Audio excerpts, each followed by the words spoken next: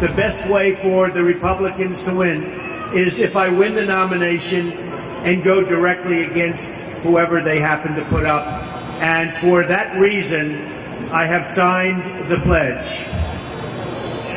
There it is. The Trump Republican Party is still far ahead in the Trump polls, seeking to convince Trumpers and Trump seekers alike that Trump is the answer America needs for a trumpeting future of success. So far, no one's been able to break past the Trump firewall that leaves him invincible to the verbal stones and arrows others may toss at him. But isn't he also one of the least liked and trusted people in the presidential race today? So making headway of Trump mania, Trumpapalooza, Trumparoonie, whatever you want to call it. Beginning with a little Jeb Bush action in here. Welcome back our marketing guru and the president of the M Network in Miami, Florida. Thom Mozloom joins us. Are you ready to Trump? I'm feeling Trump-tastic. Thank you for having me. I thought that very nice, and you can't trademark that. I'm sure it's already been done. Let's talk about Jeb Bush here, because everyone's talking about the ad. Now, we're all talking about going after him now and the fact that the other Republican candidates need to get some traction. So he takes out a television ad, points out some of Donald Trump's idiosyncrasies, if you will. Here's exactly what it says. I lived in New York City and Manhattan all my life, okay? So, you know, my views are a little bit different than if I lived in Iowa. Who would you like representing the United States in a deal with Iran, with this regime there? Well, I think Hillary would do a good job. Hillary Clinton, I think, is a terrific woman. I mean, I'm a little biased because I've known her for years. Now, on the surface, this seems smart because there's always attack ads in politics. But is this really going to do anything at all? No, in fact, this is a big gaffe. It's telling about the Jeb Bush campaign. The reason why you have a super PAC running parallel to your campaign is to be the hatchet man and keep you clean. Nobody's super PAC has more money than Jeb's super PAC.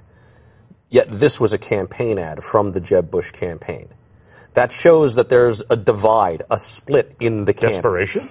Maybe some desperation for donor money. Somebody said, we don't see you on the air. I'm not willing to give you money because I don't see you working for it. I don't see you doing anything. And so the campaign came on. This is not an ad that is meant to change voters' minds.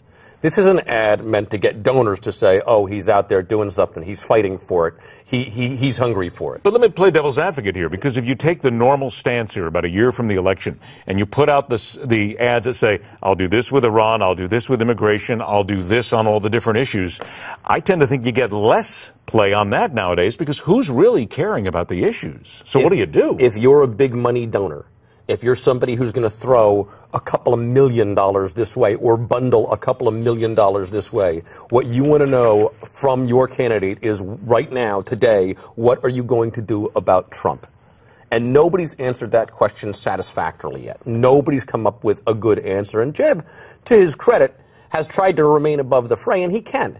And he should. He should stay quiet and let Trump eviscerate all of the other candidates. He's not getting any poll points if he does that. He's dropping even further. Now he's behind Trump and Ben Carson. He doesn't need poll points. He needs electoral college votes, and that's going to happen in February.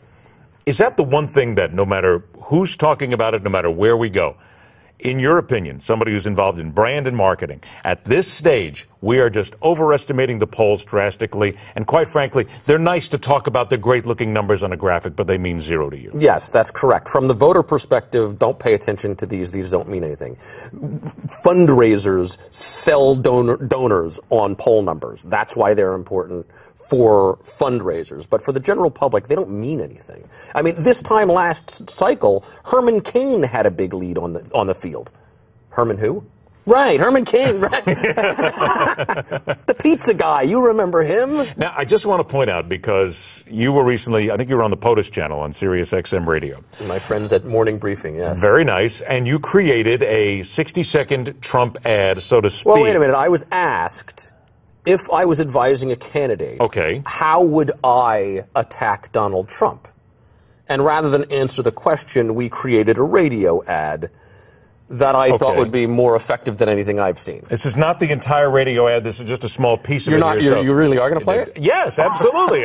You created it, and we're going to blame you if anybody comes after us. So here's what Thom Mozloom created. If you were a candidate trying to attack Donald Trump, here's how he would do it. Go ahead. What does a Trump presidency really look like? President Trump, I honestly don't have the nuclear code. I will have a nuke. Look, I don't think we can get them, sir. you have to get them. That's what leadership is all about. You have to get nuclear weapons. But sir, when you say you want to blow up the Bahamas, I'm not telling you anything. Sir, you can't bomb the Bahamas. Well, you bomb the hell out of them, and then you encircle it, and then you go in. You can't bomb the Bahamas simply because they backed out of the Miss America pageant. This was not supposed to happen. Don't smile. Sorry, sir. 10 seconds. You happy with yourself now? Do you know anybody in the audience? Do any of you want Donald Trump to have the nuclear code? No! No! Thom Mozloom, always a pleasure, my friend. That's done, right? Thanks so much for coming by, and we're all getting a security guard escort on out of here. Thank you so much. Mr. Trump, I'm really sorry. Next up, the political animal. Feed on Mike Huckabee and the words that Americans don't seem to understand in relation to John Boehner. Next.